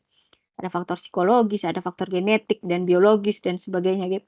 Nah, jadi mungkin kalau tiba-tiba dia menjadi gangguan ini, ya harus ngelihat lagi ada nggak riwayat keluarganya yang kayak gitu atau mungkin mentalnya dia emang nggak kuat gitu kan, istilahnya kayak, kayak dia terlalu bergantung ke orang, terus tahu-tahu orang yang ditinggal pergi, dia jadi kayak nggak bisa lagi mengendalikan dirinya dia, terus tahu-tahu jadi gangguan. Nah, itu bisa jadi. Jadi banyak faktor sebenarnya harus ditelusuri lagi gitu. Tapi Oh untuk jadi proses jelasnya belum ada penjelasan sih, Mas, yang saya tahu. masalah genetik di psikologi itu benar, Mbak, ya? Jadi Jadi emang ada. saya punya cerita mungkin, Mbak. Kan orang tua saya, ibu pernah kerja di rumah sakit jiwa, Mhm mhm. Oh, iya. tapi sudah pensiun. Mhm. Jadi ada satu orang ini, bapak-bapak, dia ada gejala gangguan lah. Mhm mhm. Bisa dikatakan gila. Saya nggak tahu bahasa halusnya apa, Mbak, ya. Apa Tidak ya, gangguan waras. aja deh ya, jangan Tidak Pokoknya ada waras. orang gangguan dengan gangguan ya kejiwaan gangguan datang kejiwaan, nah ya. datang sama istrinya, dibawa kontrol kan, Mbak. Mhm. Konsultasi ke rumah sakit. Nah, tidak lama berselang, istrinya juga jadi gila. Kayak 6 Mhm. bulan apa 1 tahun dia sering bawa kontrol suaminya, istrinya jadi gila, dirawat juga. Anaknya lah yang antar, anak laki-lakinya yang Mhm mhm. antar. Berselang beberapa bulan, mungkin tahun ya, saya kurang tahu berapa lama jangkanya. Cuman tidak lama kemudian anaknya juga jadi ikutan gila. Mmm, Sampai mhm 2 mhm. orang anaknya ini, gila juga karena sering mengantar, sering temani orang tuanya untuk kontrol. Jadi ada 4 orang yang gila pada saat itu, Mbak. Yang dengan gangguan kejiwaan ya. Cuman saya kemarin sempat tanya-tanya kalau masalah genetik, ibu nggak tahu apakah itu berpengaruh sama genetik. Ternyata terjawab bahwasanya Iya, genetik berpengaruh gitu. Mas emang. Pengaruhnya juga cukup besar gitu. Jadi kayak bahkan juga harus kita perhatikan kayak ibu yang hamil, istilahnya ibu kondisi hamil ya. Itu anak kan udah yang paling bisa dirasakan emosi ibunya ya. Jadi ibu makanya harus hati-hati ibu yang hamil terus dalam kondisi sering merasa cemas, nangis, kayak gampang stres gitu kan. Itu nanti anaknya juga bakalan apa ya, mungkin karena prosesnya saya nggak begitu paham, tapi rata-rata emang seperti itu gitu. Dia bakalan tumbuh jadi anak yang juga gampang pencemas gitu. Mungkin karena pengaruh ya emosi yang dia kenal terus kan kayak gitu adalah Ya emosi itu betul. gitu kan. Jadi dia terbiasa dengan emosi itu mungkin.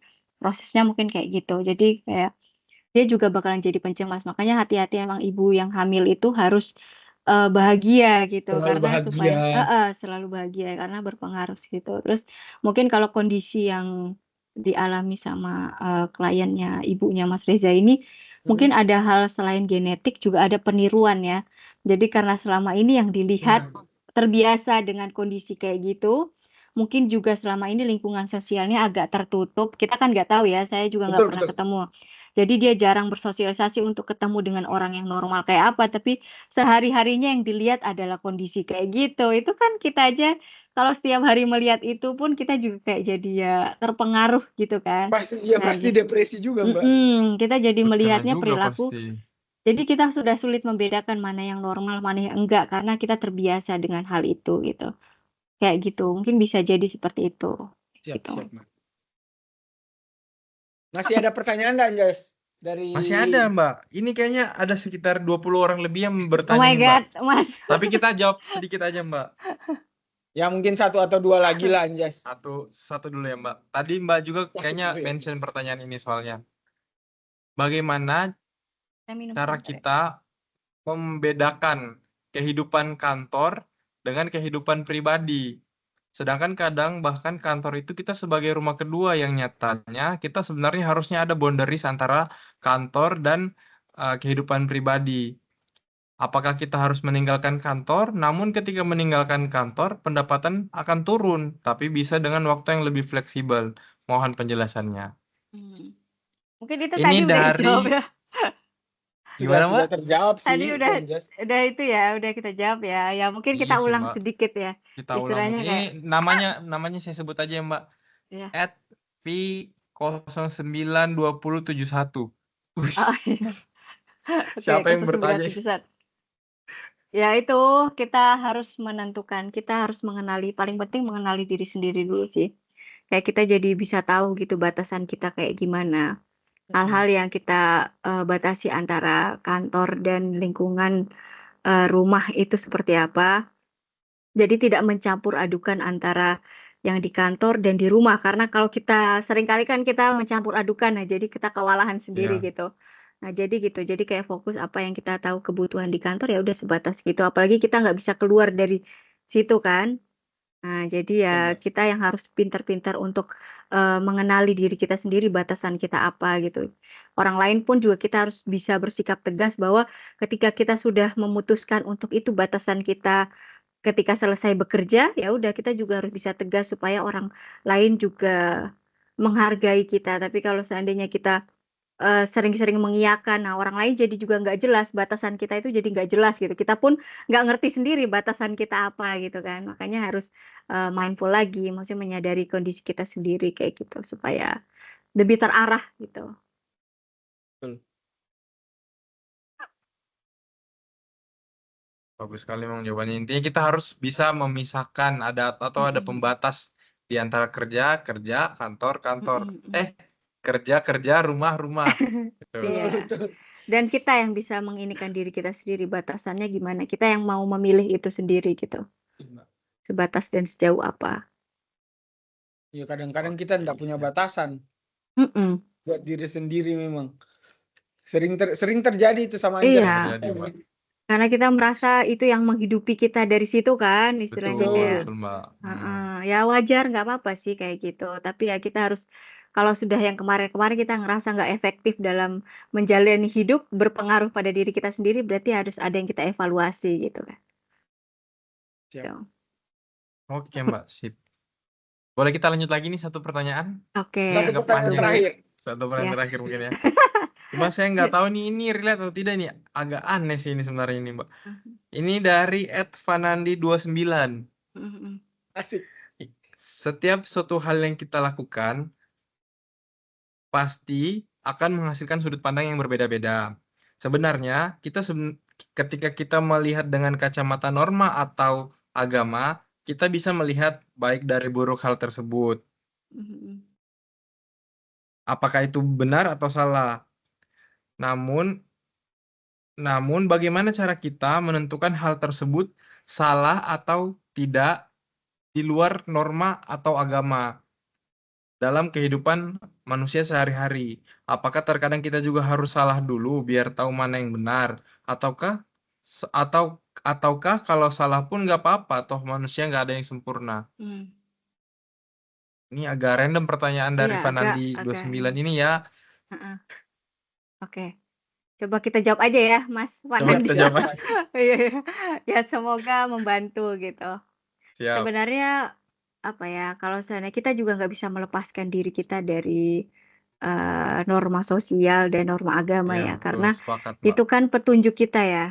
Untuk kalau Pedoman. seandainya Betul. kita setiap manusia menggunakan sudut pandangnya dia sendiri, waduh, semua akan merasa benar istilahnya kan, kayak istilahnya Tidak kayak ada yang benar, tidak ada yang salah ya, betul, Mbak. Betul, pencuri sepakat. istilahnya pencuri pun kalau seandainya ditelusuri dia pasti punya alasan yang baik untuk itu gitu Betul, kan. Mbak. Mungkin Betul, Mbak. Ya, betul. nah Sepakat. jadi makanya hidup ini nggak bisa kita inikan dengan sekedar sudut pandang kita sendiri gitu. Karena pasti memang bakalan banyak sudut pandang gitu kan. Makanya kenapa Betul, agama Mbak, betul. hadir, terus aturan hadir, aturan Untuk perundang-undangan dan sebagainya membatasi. itu membatasi dan jadi petunjuk dan Betul. arah kita supaya jelas gitu kan. Kalau seandainya ini bernilai salah atau benar kita jadi tahu gitu. Tapi untuk belajar dari pengalaman nggak apa-apa. Kadang kan memang kita harus salah dulu gitu kan supaya kita belajar. Nah, orang yang nggak bertumbuh itu adalah ketika dia mengulangi kesalahan yang sama gitu kan. Tapi kalau seandainya dia salah Perlu terus dia dicatat bisa itu. belajar, nah Satu dia pot itu. salah dia belajar, nah itu baik nggak apa-apa. Cuma kita juga memang nggak bisa lepas dari norma agama dan norma hukum yang ada gitu. Tetap sesuai Norma kaidah sosial. agama Iya, ya. tetap. Itu untuk petunjuk kita sendiri kan. Betul, betul, Mbak. Oke. Masih ada pertanyaan yang Anjas? Kayaknya cukup lah. Sebenarnya masih Sudah ada satu lagi sih ini, Mbak. Apa Oke. dari 60 pertanyaan ini kita skip aja semua atau masih bisa satu pertanyaan lagi nih, Mbak? Kayaknya kalau 60 pertanyaan kebanyakan ini sampai pagi nanti, Mbak. Oh, ini tampung pertanyaan terlalu banyak ya. Aduh, banyak sekali nih, Mbak. Banyak Aduh, saya juga ini ini sudah pertanyaannya nyatat ini. dari tadi nih pertanyaan-pertanyaannya, Mbak. Aduh, saya Kayaknya bingung nih. yang kemarin di ini enggak. Iya, yang justru kita briefing jauh dari briefingan ini, Mbak ya. Syukurnya Mbak Ayu berkompeten untuk menjawab hal ini. Alhamdulillah. Insyaallah. Merasa terbantu. Next, terakhir nih Mbak mungkin. Oke. Bagaimana? Oke, terakhir ya. Terakhir ya Mbak, terakhir. Bagaimana sebagai untuk asistennya Mbak Ayu seseorang ini saya batasi terakhir. bagaimana? Ini dari @ferial29. Kok semuanya pakai nama akun palsu ini gangguan mental enggak sih ini Mbak? Semua orang pakai akun palsu nih Mbak. Biasa, orang kadang nggak berani gitu. Iya betul. Iya ya Mbak, aduh parah banget nih. Apa saran Anda untuk seseorang yang merasa terjebak dalam rutinitas yang monoton dan merasa kesulitan untuk menemukan kebahagiaan? Terjebak dalam rutinitas yang Monoton. Apa ya? Mungkin itu juga hubungannya dengan kerjaan ya. Istilahnya kan itu suatu rutinitas yang tadi ya, yang nggak bisa kita hindari gitu, monoton. Ya untuk menemukan kebahagiaan, ya kembali ke diri kita sendiri, kita yang harus menemukan itu gitu kan. Kalau kita memilih untuk mengikuti arus dan terbawa suasana lingkungan, ya kita bakalan kayak gitu. Tapi kalau kita memilih untuk, oke kita juga tetap harus meluangkan waktu, memberi jeda untuk diri sendiri, ya kita bisa menemukan kebahagiaan kita sendiri juga gitu ya. Kebahagiaan itu kan juga nggak otomatis ya. Kadang kita perlu Betul. mengusahakannya juga gitu. Kayak gitu. Jadi Berarti ya nggak memang apa-apa. kebahagiaan kita yang ciptakan, Anjas. Iya benar. Kita yang harus Betul. mengkondisikan itu juga gitu di saat di luar hal-hal yang terlalu susah untuk kita kontrol, kita harus punya kendali untuk diri kita sendiri gitu. Wih, keren Luar sekali, biasa. keren sekali. Sebuah pertanyaan jawaban penutup yang luar biasa. Jawaban penutup yang sangat luar biasa bagi kita semua. Bahagia kita yang ciptakan. Bahagia itu tanggung jawab kita. Jadi Pilihan sedih, kita, bahagia itu benar. kita yang memilih ya Mbak. Kalau yang saya bisa Iya. simpulkan tadi, kita mau sedih, kita mau kecewa, kita mau bahagia, sebenarnya kembali ke diri kita sendiri karena itu pilihan kita. Ketika kita tidak memilih untuk sedih, kita tidak bakal sedih. Ketika kita Iya. tidak memilih untuk kecewa, kita tidak akan kecewa. Mungkin seperti itu ya Mbak. Iya benar. Harus Luar diingat biasa itu sekali. antara kontrol yang bisa kita kontrol dan yang nggak bisa kita kontrol. Dan kebahagiaan termasuk sesuatu yang bisa kita kontrolkan, diri kita kontrol sendiri gitu. Wih, luar biasa. Aplaus, aplaus, aplaus. Semoga setelah ini mental kita semakin sehat, Anjas. Amin, semoga Harusnya, membantu insya harusnya ya. Allah. Teorinya udah dapat nih, sisa prakteknya aja nanti. Nah Siapa nih? itu harus saling mengingatkan satu sama Harus lain. saling mengingatkan, Masya Allah. Berarti mulai hari ini Anjas tidak boleh diagnosa saya, Mbak. Karena biasa saya curhat ke Anjas, dia yang diagnosa. Waduh, udah jadi psikolog ini. Kita semua jadi psikolog. Semua jadi psikolog untuk temannya dan diri sendiri. Dan temannya diri sendiri, betul Mbak. Tapi Oke, semoga lah kita mungkin dapat. kita akhiri sisi Q&A-nya ya Mbak. Sekarang kita ke sesi berikutnya nih Reza. Ya.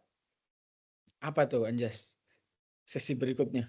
Kalau di sini saya baca sih sudah penutup sesi berikutnya. Oh iya. Oke. Oke. Gimana Bang Reza? Sebelum tutup mungkin Mbak Ayu.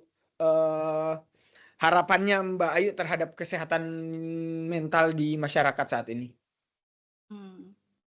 Harapan saya ya apa ya, orang-orang itu lebih aware sama dirinya sendiri, lebih peduli apalagi di tengah kondisi global yang kayak gini ya, yang nggak bisa Biasa lagi sekali kita gempurannya. kendalikan, banyak hal banget yang sulit banget kita kendalikan.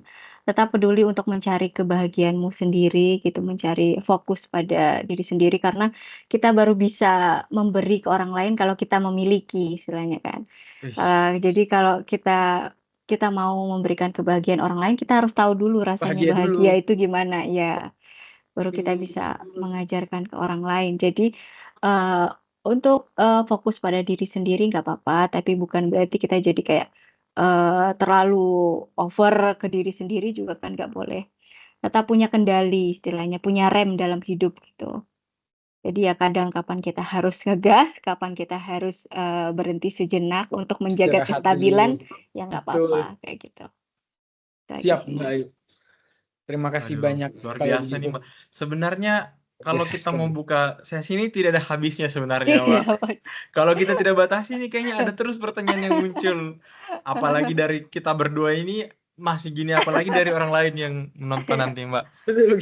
Kita berdua Semoga sudah ini banyak pertanyaan. bisa bermanfaat ya Mbak buat orang banyak, bagi kami berdua juga orang banyak yang menonton. Kalau nggak salah kan kebetulan subscriber kami udah 300.000 orang Mbak. Oh, Masya Allah. Saya belum, nanti saya subscribe ya Mas ya. Siapa? Gak usah Mbak, nggak ada faedahnya itu. Mbak Ayu, kita ucapkan terima kasih banyak telah mendengar keluh kesah, pertanyaan-pertanyaan konyol dari kami. Semoga kami harapannya Mbak Ayu sehat, kita bisa jalin terus silaturahmi Mbak. Saya juga baru kenalan sama Mbak Ayu mungkin. Iya Mas Reza. Terakhir mungkin yang kembali kita ingatkan ke teman-teman tadi kata Mbak Ayu, saya highlight, kebahagiaan itu kita yang pilih. Pun begitu dengan kesedihan. Tetap punya kontrol atas diri kita sendiri. Ketika kita capek mungkin ada baiknya untuk rehat sejenak. Tadi yang Mbak Ayu sampaikan seperti itu. Baik Mbak Ayu. Mungkin Mbak, sebelum kita akhiri nih Mbak, kita kan ada jargon nih, kalau kita bilang podcast apa sih? Mbak jawabnya apa aja boleh. Gitu. Boleh ya Mbak ya? Iya, boleh. Siap. Oke Mbak Ayu, teman-teman. terima kasih banyak.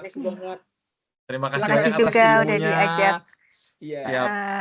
Semoga bermanfaat untuk banyak orang, banyak yang aware terhadap kesehatan mental, baik dirinya sendiri, juga mungkin saling mengingatkan dengan orang lain. Paling penting untuk tidak melakukan self diagnose terhadap dirinya sendiri, betul ya Mbak?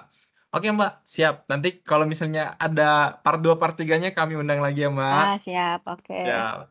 Tetap kembali di podcast Apa Sih? Apa aja boleh. Terima kasih Mbak Ayu, Iya, sehat-sehat. sama-sama.